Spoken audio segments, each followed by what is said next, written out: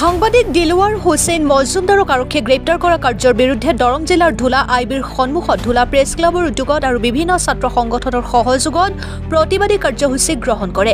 সাংবাদিক দিলৱাৰ হুছেইন মজুমদাৰক বিনা চৰ্তে মুক্তি দিয়ক, অসম আৰক্ষী সংযত হওক, সাংবাদিকৰ ওপৰত অত্যাচাৰ বন্ধ কৰক, অসম চৰকাৰ ৰাজধৰ্ম পালন কৰক আদি শ্লোগানেৰে হাতে হাতে প্লে কাৰ্ড লৈ প্ৰতিবাদ সাব্যস্ত কৰে সাংবাদিক আৰু ছাত্ৰ নেতাসকলে। অসম আৰক্ষীৰ এই অন্যায় কাৰ্যক ধিক্কাৰ আৰু গৰিহণা জনোৱাৰ লগতে শীঘ্ৰেই সাংবাদিকজনক বিনা চৰ্তে মুক্তি দিয়াৰ বাবে দাবী জনাই ধুলা প্ৰেছ ক্লাবৰ সভাপতি নুৰ আবু জাহিৰ ছিদ্দিকৰ লগতে প্ৰতিবাদকাৰীসকলে। প্ৰতিবাদৰ সমৰ্থন জনাই আমচুৰ মুখ্য উপদেষ্টা আইনুদ্দিন আহমেদ, দৰং জিলা নেমচুৰ সভাপতি ছাব্বিৰ আলী, দৰং জিলা SSPৰ কাৰ্যকৰী সভাপতি মফিদুল ইছলাম সহ ধুলা প্ৰেছ ক্লাবৰ সদস্যসকলৰ লগতে আমচু, নেমচু আৰু অসম সংখ্যালঘু সংগ্ৰাম পৰিষদৰ সদস্যসকলে অংশগ্ৰহণ কৰে। মংগলদৈৰ পৰা হবিবুৰ ৰহমানৰ ৰিপৰ্ট, অৰুণোদয় আছাম।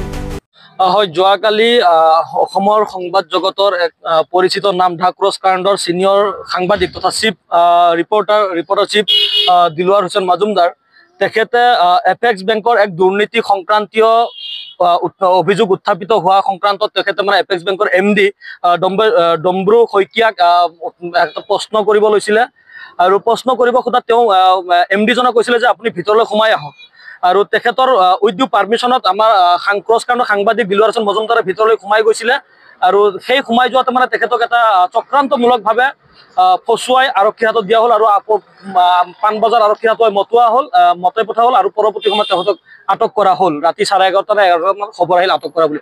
গতিকে এই যি অসম আৰক্ষী, অসম চৰকাৰে এপেক্স বেংকৰ কেলেংকাৰীৰ গাফিলতিটোক মানে ঢাকি ৰাখিবৰ কাৰণে, গাপ দিবৰ কাৰণে এক ষড়যন্ত্ৰ কৰিলে, সেয়া অতিকৈ লজ্জাজনক। আৰু এই ষড়যন্ত্ৰত এজন মানে জ্যেষ্ঠ সাংবাদিক, গণতন্ত্ৰৰ চতুৰ্থ স্তম্ভৰ সাংবাদিক এজনক বন্দী কৰাটোৱে মানে সংবাদ জগতত মানে শেষৰটো হাতোৰা মাৰিলে হিমন্ত চৰকাৰ আৰু হিমন্তৰ আৰক্ষীয়ে। এয়া গণতন্ত্ৰৰ ওপৰত হাতোৰা মাৰিলে, এয়া গণতন্ত্ৰৰ চতুৰ্থ স্তম্ভৰ ওপৰত হাতোৰা মাৰিলে আৰু এই আটকেই মানে গোটেই অসম জুৰি সংবাদ জগতৰ ওপৰত এটা ভয় ভাবুকিৰ এটা বাৰ্তা দিছে। গতিকে আমি আজি গোটেই অসমত যি এটা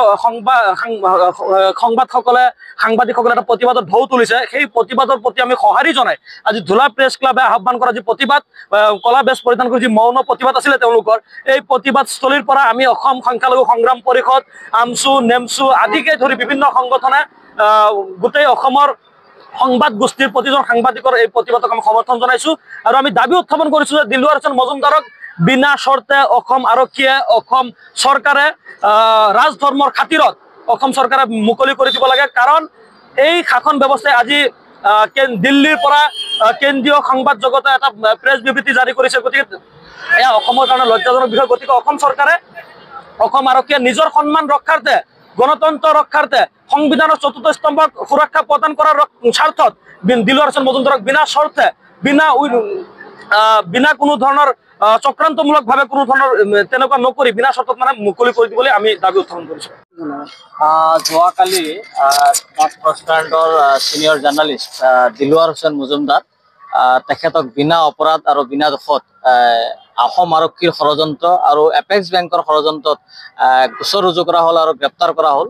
আমি নিন্দা জনাইছোঁ, গৰিহণা দিছোঁ।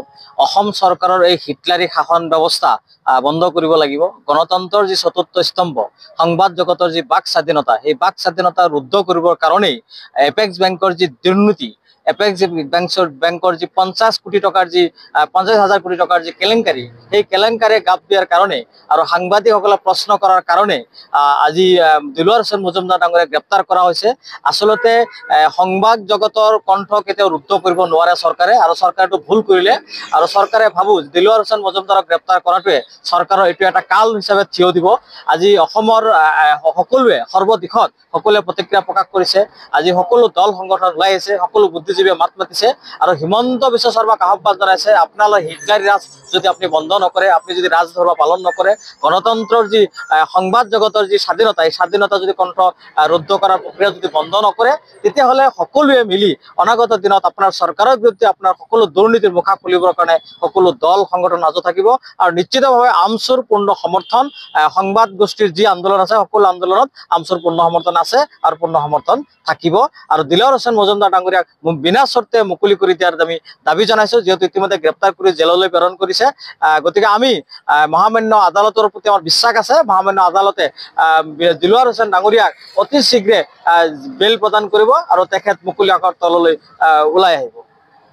গুৱাহাটীৰ দ্য ক্ৰছ কাৰেণ্টৰ সাংবাদিক দিলৱাৰ হুছেইন মজুমদাৰক অসম আৰক্ষীয়ে আটক কৰি গ্ৰেপ্তাৰ কৰি অৱশেষত জেললৈ প্ৰেৰণ কৰিছে। আজি অসমত সাংবাদিকৰ কণ্ঠ বন্ধ কৰাৰ এক ষড়যন্ত্ৰ চলি আছে। অসম চৰকাৰ আৰম্ভ কৰি অসম প্ৰশাসন আৰু পুলিচ প্ৰশাসনে সাংবাদিকৰ ওপৰত যি বৰ্বৰ আক্ৰমণ, বৰ্বৰ অন্যায় অত্যাচাৰ চলাই আহিছে, তাৰ এক উদাহৰণ যোৱাকালি যি ঘটনা ঘটি গ'ল গুৱাহাটীৰ আৰক্ষী থানাত, সেই সাংবাদিকগৰাকী দিলৱাৰ হুছেইন মজুমদাৰক গ্ৰেপ্তাৰ কৰিছিলে। আৰু সেই মৰ্মে সমগ্ৰ অসমৰ লগতে আমিও ধুলা প্ৰেছ ক্লাবে তথা আমচু, নেমচু, অসম মহিলা সংগ্ৰাম পৰিষদ সকলোৱে মিলি একত্ৰিত হৈ আমি আজি কলা বেজ পৰিধান কৰি আমি প্ৰতিবাদ সাব্যস্ত কৰিছো। আৰু আমি দাবী জনাইছো যে দিলৱাৰ হুছেইন মজুমদাৰক অতি শীঘ্ৰে বিনা চৰ্তে বিনা স্বাৰ্থত দিলৱাৰ হুছেইন মজুমদাৰক মুকলি কৰি দিব লাগে, অন্যথাই আমাৰ এই আন্দোলন অব্যাহত থাকিব।